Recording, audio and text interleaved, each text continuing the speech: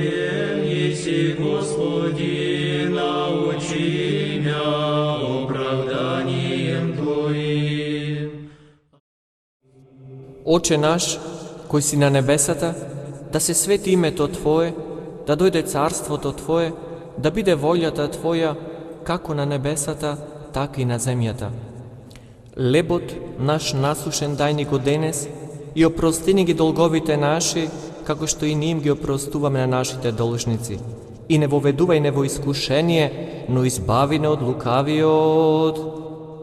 Zašto Tvoje carството и силата и славата на Отца и Сина и Светиот Дух, сега и секогаш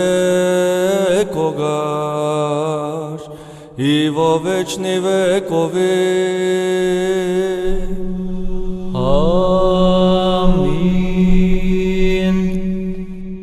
Ангелски собор. Ова молитва, кажано директно од пречистата уста на нашиот Господ и Спасител Исус Христос, зашто имаме сведоштво кај апостолот и евангелист Матеј. Имено, оваа молитва се состои од 70 зборови и е многу кратка молитва, односно таа е составена од еден призив кон Бога и од 7 молби. И от ада вся свобожа. Благословен еси, Господи, научи мя оправданием Твоим. Почто мира с милостивными слезами, о ученице. Призивот, повикувањето кон Бога е искажано во зборовите Отче наш кој си на небесата. Со овие зборови ние го повикуваме, го призиваме Бога нашиот Отец. Првите два збора Отче наш содржат две значени мисли. Со зборот Отче се кажува дека Бог е Отец и дека Он е татко на сите, и со зборот наш се кажува дека сите сме браќа бидејќи сме синови Божи. Од овие две мисли, мислата за Бога дека Он е наш Отец и мислата дека луѓето се наши браќа, произлегуваат сите наши богоугодни, евангелски и човеколюбиви мисли, зборови, постапки, однесувања и делотворања. Затоа секогаш, кога ќе ги изговараме зборовите Отче наш, треба да мислиме на Бога како на наш Отец, а на луѓето, соседите, соработниците, блиските и на сите луѓе како на своји браќа. Господ не учи да се молиме општо за сите луѓе, да се молиме за сиот род човечки. Ние сме браќа затоа што сме чеда Божи, а чеда на Отецот сме врз основа на нашата вера во Исуса Христа и поради нашето духовно раѓање преку крштението, со кое постануваме синови Божи по благодат. Затоа во Светото Писмо се вели: а на сите што го примија, на сите што веруваа во Неговото име, им се даде можност да станат синови Божи, кои не од крв, ни од поход машка, а од Бога се родија. Евангелие според Јован, 1 глава, 12 и 13 стих. Оној што се моли со молитвата Отче наш, за да може да ја кажува оваа молитва и да го нарекува Бог Отец, треба да биде член на едната соборна и апостолска света православна црква, бидејќи е речено: кој не ја признава црквата за мајка, тој не може да го има ни Бога за свој Отец. Тертулијан вели: блажени си оние кои го имаат Бога како вистински нивни Отец. Нарекувајќи го Бог Отец, ние ја посведочуваме својата љубов кон Него. Има ли нешто попријатно за детето од името татко? Епископот Теофан вели: оној што го има Бога за Отец се чувствува закрилен под Божието застапништво и е ограден од секоја опасност. Тој чувствува дека нема потреба да се обеспокојува и дека секи има и јадење, и пиење, и облека, живеалиште, духовна храна и спасение, а за сето тоа потребно е да се обрати кон неговиот Отец и ќе добие. Светиот Тихон Задонски поучува: постојано со надеж да го повикуваме Бога како Отец и за сите наши потреби да ги пружиме нашите раци кон Него, како децата кон своите родители. Ете, затоа во оваа молитва му се обраќаме на Бога не само како на Творец и Создател, туку и како на Отец, како наш татко. Тоа значи дека Он за нас е нешто повеќе од Творец и ние сме позначени од обичните творби, бидејќи сме чеда Божи, а Он е наш Отец. Во молитвата велиме Отче наш, а не Отче мој, затоа што христијанската љубов кон ближните ни налага да се молиме за сите, а не само за себе си. Зборот наш побудува на братолюбие. Ако се молиме со братолюбие, тогаш го победуваме непријателството со луѓето, се ослободуваме од гордоста и од зависта и се исполнуваме со љубовта која е мајка на секој добро. Со зборот наш се постигнува еднаквост меѓу луѓето пред Бога нашиот Отец. Еднаквост меѓу царот и сиромавиот, оти Бог е Отец на сите. Никој нема предност пред Бога затоа што е богат, господар, началник, цар или философ. И тие пред Бога не се ништо повеќе од сиромавиот, од слугата, од подчинетиот, од простиот, бидејќи сите го нарекуваат Оче наш, а не Оче мој. Бог ги удостојува сите еднакво да го нарекуваат Отец и со тоа на сите им дал еднаква чест и синовство. Господ Исус Христос рекол да велиме наш, за да не се гордеат богатите и значајните луѓе, та да не ги подценуваат сиромасите и обичните, затоа што и тие, необичните луѓе, исто го нарекуваат Бога Оче наш. Горделивите пак не можат да се обратат кон Господа со Оче наш, ако не сознаат дека сите луѓе се нивни браќа и дека никого не треба да подценуваат. Така, ние кажувајќи молитвата Оче наш, нема никогаш да заборавиме дека сме браќа и дека сме повикани да се сакаме еден со друг.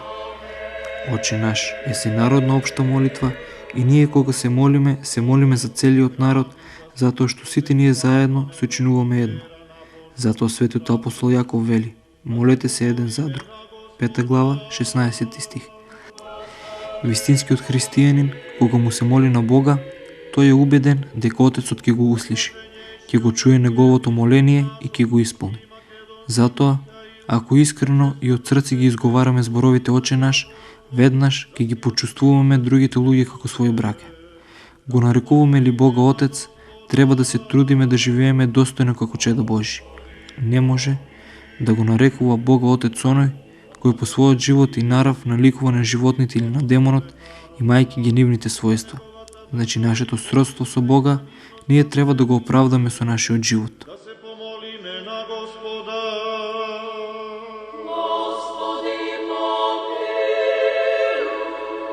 За овој град, за секој град, за секоја... Зборовите кои си на небесата не го определуваат местото на Бога, бидејќи Он е секаде присутен и нема место каде што не е. Туку тие зборови значат: ти си Бог вистински кој е над времето и над просторот, кој не е ограничен на земјата, како лажните идолопоклонични богови. Ти си Бог кој си на небесата, односно меѓу светите и праведните. Бог се наоѓа на секое место и на небото и на земјата, како што пееме во црковната песна. Бидејќи јас познав дека Господ е велик и дека нашиот Господ е над сите богови. Се што посака Господ создаде на небото и на земјата, во морињата и во сите бездни. И на друго место во Светата Библија се вели: нашиот Бог е на небесата и на земјата. Значи Он е насекаде, Бог е секаде присутен. Зборовите на небесата, уште во почетокот на молитвата, не потсетуваат дека треба да заборавиме на се што е земно и материјално и кога се молиме, да ги земеме крилјата на верата, па да го издигнеме нашиот ум и срце кон духовното, кон небесното, нематеријалното и вечното.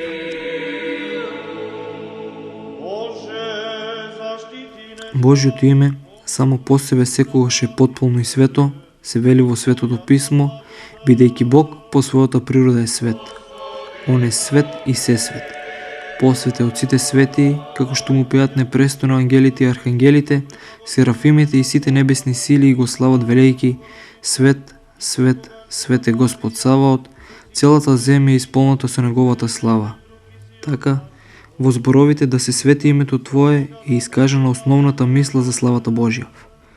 Ова е прва прозба во молитвата и уште на почетокот треба да се научиме дека при нашето молење не треба да бараме ништо друго пред славата Божја или најнапред да ја бараме славата Божја, а потоа се друго. Преку Божјото свето име се извршуваат сите свети тајни и се осветуваат, бидејќи Бог е свет и посвет од сите свети. Тогаш, каква желба изразуваме со зборовите да се свети името Твое? Со овие зборови ние молиме од Бога помош и бараме Он да помогне на луѓето да го почитуваат Неговото свето име, па така Бог се прославува над се друго во светов. Значи зборовите да се свети името Твое значат да се прославува името Божјо и да се благословува Господ Бог од сите ангели Негови, сите Негови војски, Негови служители и сите Негови дела. 102 псалм, 20 до 22 стих. Што значат зборовите да се свети името Твое?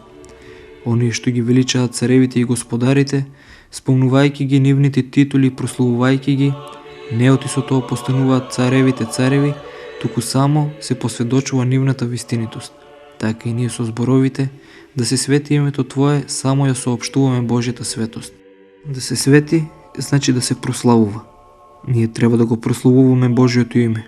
Светиот Тихо Задонски вели: името Божјо е свето и без нашето прославување, но ние треба да се погрижиме тој во нас да се слави, да се свети. Јасно е дека кон она што е свето, ние треба да се однесуваме со стравопочит. Затоа зборовите да се свети името Твое треба да се разберат како повик: Боже, сади стравопочит во моето срце. Да се свети името Твое значи: Господи, сади страв Божи во нашите срца, бидејќи стравот Божи е извор на духовната мудрост и на богоугодниот живот. Децата го почитуваат и го слават својот татко. Така и Бог од нас бара ревносно да го почитуваме Неговото име.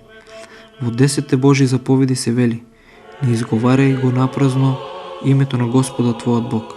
3 заповед. Името ја представува личноста, па така и ние ако го почитуваме името Божјо, значи го почитуваме Бога. Да се свети името Твое значи да биде свето и да не се презира Божјото име. Ако пак некој го презира името Божјо, тоа е погубно и ужасно за него, а не за Бога. Страшно е за секој човек поединечно, како и за секој народ кој не го почитува Бога и не го прославува Неговото свето име.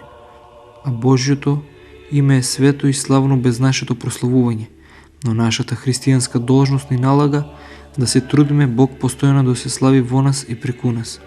Како го правиме тоа? Името Божјо, како на небото може да свети и на земјата меѓу луѓето и тоа?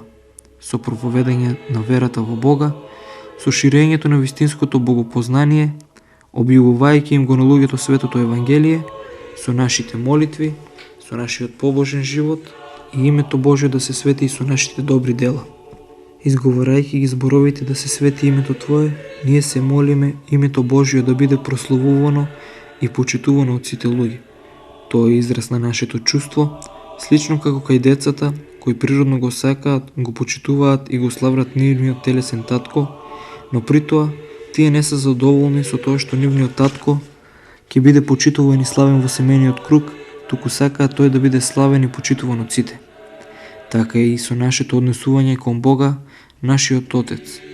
Ние не сме задоволни само од нашето почитување, туку сакаме Бог да биде почитуван и славен од сите и се молиме за тоа велејки да се свети името Твое. Ние христијаните треба постојано да го прославуваме Божјото име во нашите мисли, со нашите срца и со сиот свој живот, па да засветлиме како вистинска духовна светлина пред луѓето. Онаму, каде што вистински не се прославува Божјото свето име, односно меѓу народите, каде што не се почитува Бог, луѓето се како волци и се готови да се изедат едни со други.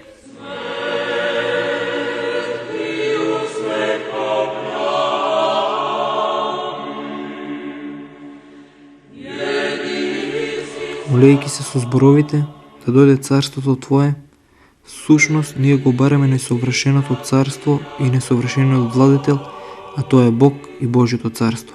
Под Божјо царство ги разбираме Црквата Христова која представува видливо Божјо царство и се молиме таа да се распространи по целата земја и да ги опфати сите луѓе.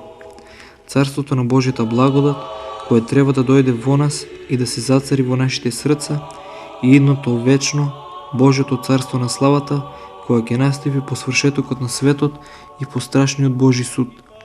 Ние се молиме да постанеме членови на тоа царство. За царството на Божјата благодат во Светото писмо се вели: Царството Божјо е во вас внатре. Евангелие според Лука, 17 глава 20 до 21 стих. Тоа е духовното Божјо царство и затоа уште се вели: Царството Божјо не е јадење или пиење, туку правда и мир и радост во Светиот Дух. Послание на Светиот апостол Павле до Римјаните, 14 глава 17 стих. Духовното царство на Божјата благодат ќе дојде и ќе завладее кога место плотските, односно телесните походи, во нашиот ум ќе зацари чистотата, наместо гневот, љубовта и добрината, наместо гордоста, смирението, и кога ќе ги победиме насилствата на телесните страсти и безбројните искушенија, па нема да дозволиме нашите органи на гревот да станат орудија на неправдата, туку органите наши да станат орудија на правдата. Значи со зборовите да дојде царството Твое, ние се молиме и сакаме во нашите души да добиеме хармонија, единство и усогласеност меѓу разумот, срцето и волјата, како што е вечно единството меѓу Отецот, Синот и Светиот Дух, па тогаш ќе имаме правда, мир и радост во нашите души, во семејствата наши, во народот наш, во земјата наша, па и во целиот свет. Кога ќе видиме дека ова остварено во нас и околу нас, тогаш знаеме дека дошло Царството Божјо. Значи за нас Царството Божјо започнува уште овде на земјата. Почетокот на тоа е постигнувањето на благодатен мир во душата. А тој мир ќе го имаме во нашите души ако се потрудиме да го очистиме срцето од страстите, ако се ползуваме со светите тајни и ако постигнеме детско смирение и преданост на волјата Божја. Тогаш сами ќе почувствуваме дека сме блиско до Царството Негово. Тогаш и ден и ноќ со особена духовна радост и задоволство ќе велиме да дојде Царството Твое. Со зборовите да дојде Царството Твое се молиме и за идното вечно Царство на славата, кое и без да се молиме, дури и без да сакаме ние тоа ќе настапи. Но ние се молиме Бог по Неговата милост и нас да ни удостои за тоа вечно Царство, а тоа значи кога се молиме и велиме да дојде Царството Твое, ние искажуваме увереност во второто Христово доаѓање и искажуваме вера дека тогаш ние ќе бидеме со оние на кои ќе им биде речено: елете благословени од мојот Отец, наследете го Царството приготвено за вас од почетокот на светот. Евангелие според Матеј, 25 глава, 34 стих. Кажувајќи ја молитвата Оче наш со зборовите да дојде Царството Твое, како да велиме: Господи, да дојде и за нас Царството Твое, кој ќе дојде за Твоите свети и праведни луѓе и за сите светии. Оти, за некој нема да дојде Царството Божјо, иако тоа ќе дојде. Тоа ќе биде како да не дошло или подобро да не дошло за оние за кои тогаш ќе им биде речено: одете од мене проклети во вечен оган, приготвен за ѓаволот и неговите ангели. Матеј, 25 глава, 41 стих. Затоа грешникот не сака да кажува молитвата Оче наш и не се моли за доаѓање на Царството Божјо, бидејќи тој него сака неговото доаѓање, оти него тогаш го очекува казна. Праведникот пак се моли тоа Царство Божјо да дојде побрзо, да се ослободи од сегашните искушенија и да се успокои. Се молиме за поскоро пришествие, односно доаѓање на тоа Царство, за да можеме да влеземе во него, да влеземе во оној вечен спокој. Се молиме да не дозволи Бог тоа да дојде, а да не биде за нас. Затоа молитвено бараме Бог, нашиот Отец Небесен, да не направи достојни за Неговото Царство. Светиот Јован Богослов во Откровението вели: под жртвеникот ги видов душите заклани заради Словото Божие и за сведоштвото, што го имаа, и викаа со висок глас велејки: до кога, владико свети и вистинити, нема да судиш и да не им се одмаздуваш за нашата крв на оние што живеат на земјата. Откровение, 6 глава, 9 и 10 стих. Затоа и ние се молиме со зборовите: Господи, да дојде Царството Твое. Доаѓањето на Царството Божие е желба на христијаните, а не забуна за незнабожците. Тоа е слава и торжество за ангелите, очекување на светиите, конечна победа и суд на демонските сили и престојнување на борбата меѓу духот и телото, меѓу духовното и материјалното. На чистата душа својствено е со стравопочет да изговара да дојде Царството Твое, бидејќи секој што ги послушал зборовите на апостолот Павле кој вели: гревот не царува во нашето смртно тело, за да им се покорувате на телесните наслади, и се очистил, па има чисти дела, добри мисли и зборови, тој спокојно и со радост ќе му рече на Бога да дојде Царството Твое. И на Тебе слава Ти вознесуваме, на Отца и Како вистински христијани, треба постојано да исполнуваме Божјата волја, а таа е изразена во Божите заповеди. Значи, постапувајќи според Божите заповеди, ние исполнуваме Божјата волја и се спасуваме. Затоа светиот апостол Павле ни вели: Не опробувајте се според овој век, туку преобразете се преку вашиот обновен ум, за да можете да познавате која е добрата, угодна и совршена волја Божја. Во молитвата велиме како на небото, така и на земјата. А тоа значи дека молиме од Бога и ние луѓето на земјата, сите да извршуваме волјата Божја како што на небото ја извршуваат ангелите и сите светии. Ангелите и светиите на небото со радост, доброволно и целосно се покоруваат на Божјата волја и тоа ги прави духовно радосни, односно блажени. За светите ангели и за нивното исполнување на Божјата волја и во Светата Библија се вели: сите ангели негови, крепки по сила, сите негови војски и негови служители ја исполнувате волјата негова. Ние не велиме треба да биде волјата Твоја во мене или во нас, туку да биде волјата Твоја на целата земја.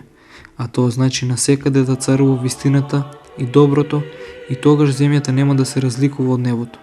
Велиме како на небото, така и на земјата. Што значи ова? Тоа значи онака како што на небото се извршува во апсолутна послушност, така и нам на луѓето да ни даде Бог да исполнуваме неговата волја во се, а не половично. Секогаш да постапуваме како што е богоугодно. Со зборовите да биде волјата Твоја како на небото, така и на земјата, ние се молиме да даде Бог во нашиот живот на земјава постојано волјата наша да биде во согласност со Божјата волја, односно Бог да ни помага да правиме добри и богоугодни дела, да имаме боголюбие и братолюбие, вера, надеж, скромност и правичност, та да бидеме милостиви да проштеваме. Значи се молиме Бог да ни помогне да бидеме добри како што се добри ангелите и светителите. Со овие зборови ние се молиме да исчезне од земјата секое дело што е спротивно на Бога. Светиот Јован Богослов советува: не сакајте го светот и се што е во него. Ако некој го сака светот, во него нема љубов од Отецот, зашто се што е во светот, похота на телото, желбата на очите и гордоста на животот не е од Отецот, туку од овој свет. А светот поминува и похотите негови, а оној што извршува волјата Божја останува довека. Кога велиме да биде волјата Твоја, ние не бараме Бог да прави што сака, туку се молиме Бог да ни помогне, да можеме и ние да го правиме она што сака Бог. А тоа значи да се молиме и да бараме да биде во нас Божјата волја, па нашиот дух и нашите дела во се да бидат во согласност со неговата волја. Со овие зборови ние се обраќаме кон Бога и велиме: Оче, ние не знаеме што ни е од полза, што е добро и спасоносно. Едноставно Ти го знаеш тоа и затоа те молиме во се, секогаш и секаде, место нашата нека се исполнува Твојата волја. За да се исполни волјата Божја на земјата, потребно ли е ние да се молиме или таа може да се исполнува и без нашата молитва и волја? Светиот Тихон Задонски порачува: волјата Божја се исполнува и без нашата прозба, а се молиме за да можеме и ние да го правиме она што го сака Бог. Не можеме да исполниме неговата волја без негова помош и без одрекување од својата волја. Како што детето е спокојно во прегратката на својата мајка, така и спокојна и душата која е целосно предадена на волјата Божја. И како што детето е послушно на волјата на родителите и се грижи да ги исполни нивните заповеди, така и човекот предаден на Божјата волја, со сето свое срце се стреми да го дознае и да го исполни сето она што му е од Бога угодно. Најнапред, треба да отфрлиме од себе собствената зла волја, а потоа да се молиме да дојде и да биде добрата Божја волја. Не може да се сокрие град што се наоѓа на врв планина. Во молитвата Оче наш, од незиниот почеток, особено по зборовите кои си на небесата, бевме вивнати високо во духовниот небесен свет и во првите 3 прозби се молевме за Божјото име, за Божјото царство и за Божјата волја, а сега по зборовите така и на земјата се симнуваме и започнуваме да се молиме за потребите од земниот живот. Господ Исус Христос вели: но барајте го најнапред царството на Бога и на неговата правда и се ова ќе ви се придаде. Првите 3 прозби од молитвата Оче наш беа моленија за небесни дарови, а сега Господ Исус Христос како Богочовек, еве, ги има предвид и нашите телесни потреби, па затоа во содржината на оваа молитва го внел и барањето за лебот на животот. Зошто Господ заповедал да се молиме и да велиме лебот наш, а не лебот мој, и дај ми го нам, а не мене? Како што не велиме Оче мој, така не велиме ни лебот мој, туку наш. Тоа значи да се молиме и за нашите ближни, а не да бидеме егоисти. Со зборовите лебот наш насушен дај него денес, ние искажуваме дека без Божјата милост не можеме да живееме ниту еден ден на земјава. Затоа треба секогаш да се надеваме на Бога и на Неговата помош. Под зборот леб се подразбира се што е потребно за одржување на телесниот живот и здравје. Господ Исус Христос рекол лебот, затоа што лебот е основа во исхраната на исток, како и кај нас. Со зборот насушен или потребен, ние го разбираме најнеопходниот леб потребен за нашиот овдешен живот, односно потребната храна и облека, и со тоа покажуваме скромност. Насушен значи оној што го одржува во суштество телото, односно што возможува да суштествува човекот во животот. Насушен значи и секојдневен во смисла, односно во текот на целиот живот. Со зборовите дај ни го денес, ние се молиме Бог да ни даде се што ни е потребно за денес, за овој ден, а за утре Бог знае дали ќе сме живи и што ќе биде.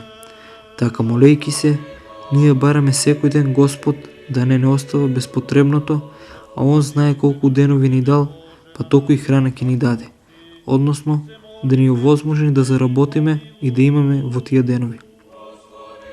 Господ Исус Христос во своето свето Евангелие вели: па затоа не грижете се и не говорете што да јадеме или што да пиеме или во што да се облечеме, зашто сето тоа го бараат незнабожците, а вашиот Отец Небесен знае дека вие за сето ово имате потреба.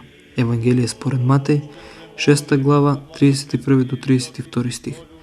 На друго место во Светата Библија се вели: Господ не допушта да гладува душата на праведникот.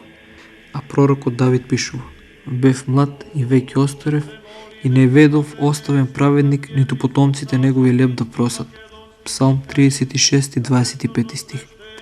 Зборот денес е со значење секојдневно, како што рекол светиот апостол Павле: секој ден, додека се вели денес.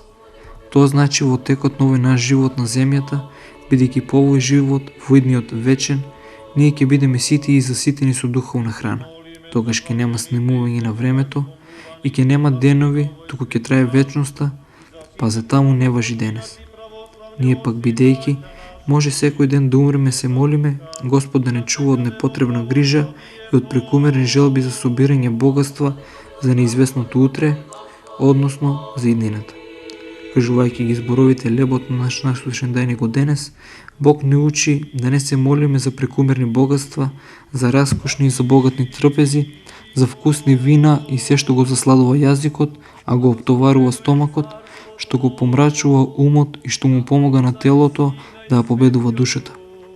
Не се молиме за златни дворци и за драгоцени камења, ниту пак за власт, за световна слава или нешто друго што оддалечува душата од Бога, туку го бараме левот, односно основните наши потреби. Светиот Григорий Нисиски вели дека Господ Исус Христос со зборовите лебот наш насушен дај ни го денес, како да ни вели: луѓе, престанете да се мачите со суетни желби, не е многу потребно тоа на човековата природа. Молејќи го Бога за лебот наш насушен, ние покажуваме умереност. Покажуваме дека јадеме за да живееме, а не живееме за да јадеме. Бидејќи првото му прилига на човекот како на разумно суштество, а второто е обележје на безсловесните и неразумни животни. Дали Бог им го дава лебот и се што им е потребно во животот само на оние кои му се молат и велат: лебот наш насушен дај ни го денес. Бог по својата добрина им го дава потребното и на оние кои не го исповедуваат неговото име, и на безбожниците, и на противбожниците, но ние христијаните должни сме со вера молитвено да ги бараме од Бога сите добрини како деца од својот родител. Со тоа ќе покажеме дека се што ни е потребно во животот го почитуваме како дар од Бога и го добиваме според Божјата волја, искажувајќи благодарност. Скромно и правилно и христијански е кога во молитвата од Бога не бараме раскоши богатства, ниту злато, туку само на неопходното: леб за нахранување, вода за пиење, воздух за дишење и облека за покривање на нашето грешно тело и покрив на главата.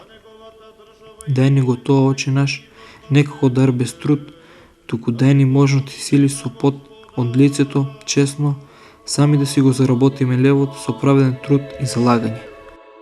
Овде, велат светите отци, се мисли на два вида леп, материјален и духовен, бидејќи е човекот од тело и од душа. И како што душата има потреба од храна, така треба да се храни и богоподобната душа. Затоа човекот треба да се грижи како за телесната, така и за духовната храна. Под духовен леп светите отци ги разбираат Божјата спасоносна наука и Словото Божјо преку кое се храни душата човекова со Божите вистини, Божјата благодат, која преку светите тајни на црквата доаѓа во душата на луѓето, светата причест, за која Спасителот рекол: јас сум левот на животот, и Господ Исус Христос е левот наш, бидејќи Он е нашиот живот и леп на животот, како што самиот вели: јас сум живиот леп.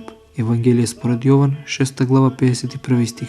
Да се помолиме на Господа.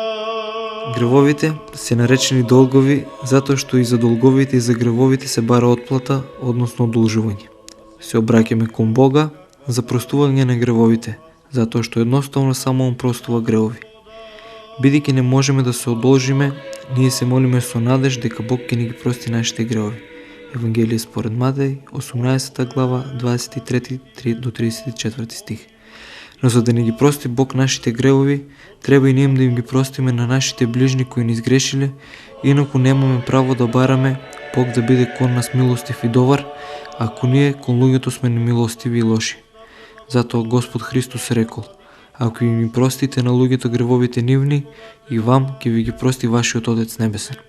Ако пак не им ги простите гревовите на луѓето, и вашиот Отец нема да ви ги прости вашите.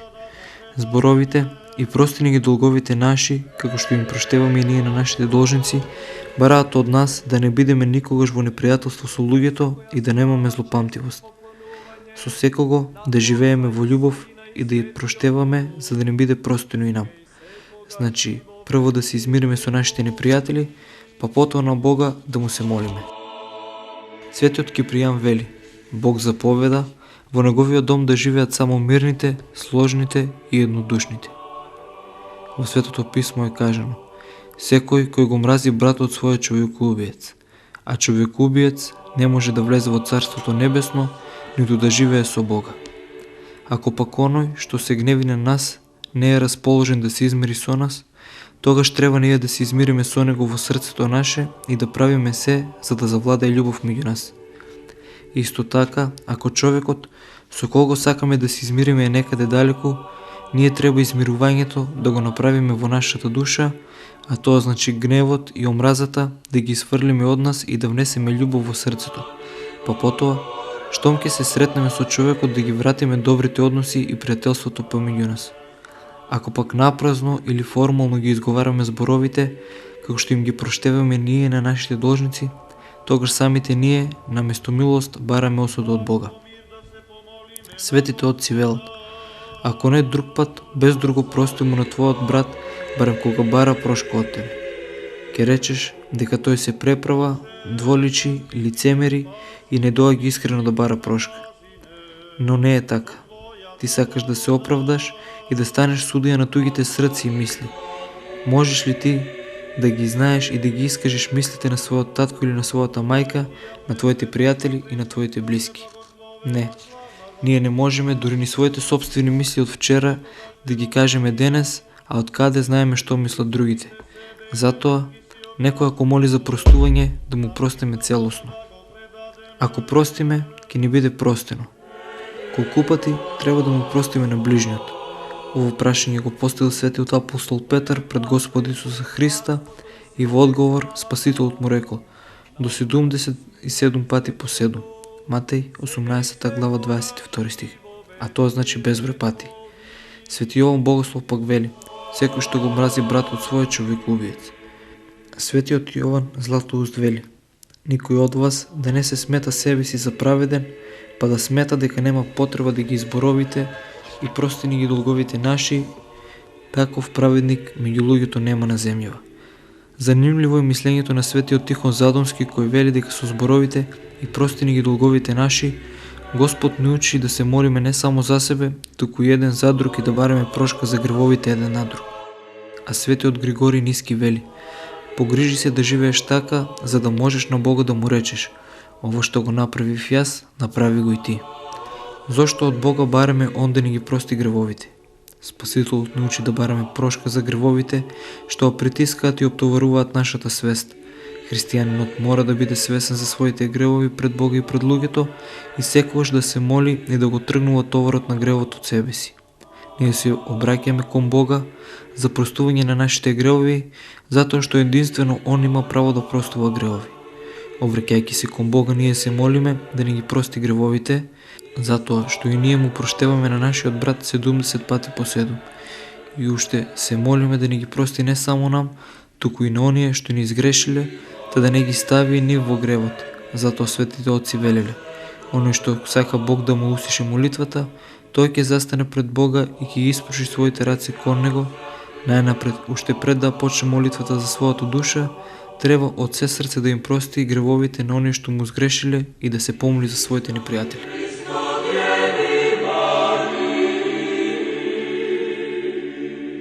Претходно се моливме Бог да ни ги прости и гревовите, а сега да не запази од искушенијата, за да не направиме нови такви гревови.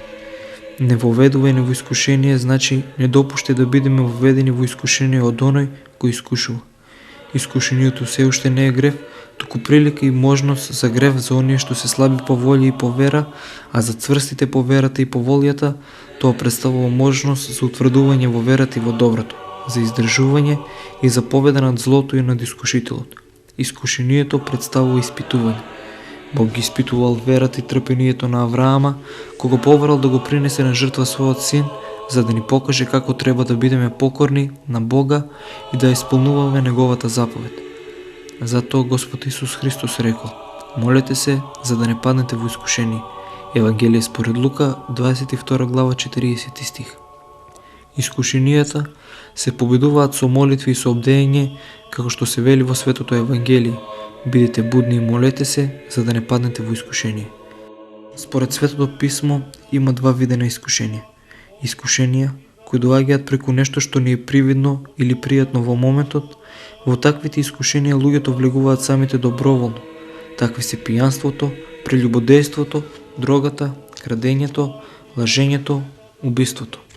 И искушенија кои доаѓаат преку нешто непријатно, жално и болно, тие се искушенија без наша волја. Но да пазиме да не бидеме искушени поради нашиот грев. За таквите искушенија кои не се како казна за нашите гревови, светиот апостол Јаков вели: радувајте се, браќа мои, кога ќе паднете во разни искушенија, знаејќи дека испитувањето на вашата вера создава трпеливост. Се молиме Бог да не допушта несреќни околности во нашиот живот, да се сети на нашите човечки слабости и да не заштити. Тешки искушенија и неволји во животот можат да бидат големите загуби, како например загуба на родители, деца, богатство, здравје, глад, помор, болест или слично. Искушенијата обично доаѓаат од ѓаволот, кој со неговото лукавство и злоба е постојан искушувач и за него Господ Исус Христос рекол дека е човекоубиец. Искушенија доаѓаат и од светот кој лежи во зло и кој не мами со сета негова соблазна, и од лошите луѓе и од нивните злодела, како и од нашето собствено тело кој не искушува при своите страсти, похоти и лоши желби. При размислувањето врз зборовите не воведување во искушение се раѓа едно важно прашање. Ако се молиме Бога да не воведува во искушение, тогаш како ние ќе ја докажеме нашата цврстина и добродетелност, бидејќи во Светото Писмо се вели: блажен е оној човек кој поднесува искушение, бидејќи откако ќе биде испитен ќе добие венец на животот. Светиот Касијан вели дека со зборовите и невоведување во искушение, ние се молиме Бог да не допушти да бидеме победени во искушенијата, а не сосема да не бидеме искушени. Бог никогаш не го искушува човекот, но понекогаш Он допушта искушение за наша полза, за да не изведе на правиот пат, па ние, кога ќе опочувствуваме лошото, ќе можеме поправилно да го вреднуваме доброто. Тогаш ќе осознаеме и својата немок и потреба од Божјата помош, ќе се смириме и ќе се надеваме на Бога. Бог допуштил искушенија и на праведниот Јов. Голема е разликата меѓу Божите допуштања и искушенијата на ѓаволот. Бог, кога ќе допушти страданија, тоа го прави за наше добро, за да не поучи, да не опомена за нашите гревови или за да не зацврсти во верата и во добродетелите. Бог допушта да бидеме искушувани, како што се става железото во оган за да постане цврст и квалитетен челик. Он допушта да бидеме искушани, но ни дава и сили да изтрпиме и да победиме. Ѓаволот пак не искушува со гревови со пороци, за да не направи нечисти и слаби, да не оддалечи од Бога и да не однесе во пеколот. Но невоведување во искушение значи: Господи, не допуштај да бидеме воведени во искушение од оној што искушува. Ѓаволот ги искушува луѓето на разни начини и со разни средства, но сепак тоа му е покора на Бога и трепери пред него. Во Евангелието се вели дека демоните, кога Бог ги изгонил од двајца бесомачни луѓе, тие побарале од Бога да им допушти да влезат во свињите. Кажувајќи ги зборовите и не воведувај ни во искушение, ние како да велиме: Оче наш, спаси од искушенијата, кои можат да не снајдат, а кои не можеме да ги поднесеме и кои ги надминуваат нашите сили, а при секој искушение не остави без Твојата голема милост и Твојата благодатна помош. Како што во почетокот на молитвата изговараме Оче наш, а не мој, и потоа лебот наш, долговите наши, така и сега велиме: избави не нас, а не мене. Со ово се учиме да се молиме еден за друг и да бараме Божја помош и застапништво еден за друг. Лукавиот е ѓаволот, тој е лукав не по природа, туку по својата слободна волја. Тој не е создаден како лош и лукав, туку постанал таков по својата слободна волја, определувајќи се за злото. Не е речено избавене од лукавите, туку од лукавиот. И со тоа се покажува дека ние не треба да се гневиме на луѓето за злото што ни го прават, туку треба да се лутиме на демонот, оти во основа тој е виновникот на секое зло, оти тој е човекувиот од почетокот.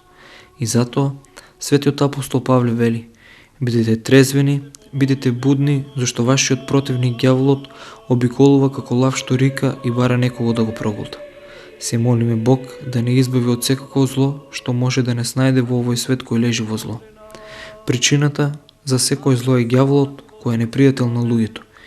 И ние, велејќи но избавени од лукавиот, бараме Божја помош и покровителство, Бог да не ослободи од злото. Како да велиме: Боже, зачувај од лоши дела и заштити не од ѓаволот. Ти, Господи, можеш да ја скротиш злобноста на ѓаволот, на лошите духови, лошите луѓе и народи и да не спасиш од таквите зла. Светиот апостол Јаков не советува: па затоа покорете се на Бога, а противете се на ѓаволот и тој ќе побегне од вас. А светиот апостол Павле вели: верен е Бог кој нема да позволи да бидете искушувани повеќе од силата ваша, заедно со искушението ќе ви даде излез за да можете да трпите.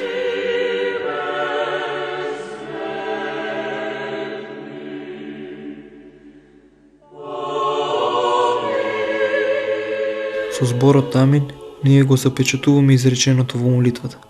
Тоа е исто како да велиме вистина е. Нека биде така, а тоа значи оно што сме го кажале е вистина и искажуваме целосна вера во Бога, па затоа сите молитви ги завршуваме со Амин. Зборот Амин ни дава увереност во Божјата всеможност и се надеваме дека ќе биде така како што сме се молеле. Во Светото писмо се вели: ако просиме нешто по неговата волја, он не послушува. Ако го знаеме дека ни услишува, што и да побараме, знаеме дека ќе добиеме од него што сме побарале. Но оние кои искрено се молат, Господ ќе им ги чуе молитвите и ќе ги услиши и ќе ја прояви својата голема милост, добрина и човеколюбие. Амин. Нека биде така. Од досега слушнатото, ние веќе знаеме и заклучуваме дека молитвата Оче наш е една главна молитва која што треба да знае секој христијан и во секоја прилика пред почетокот на секоја работа или на било какво дело ние треба да ја кажуваме. Веќе во наредната емисија е предвидено да зборуваме за Исусовата молитва и со тоа да го заокружиме нашето предавање за молитвата.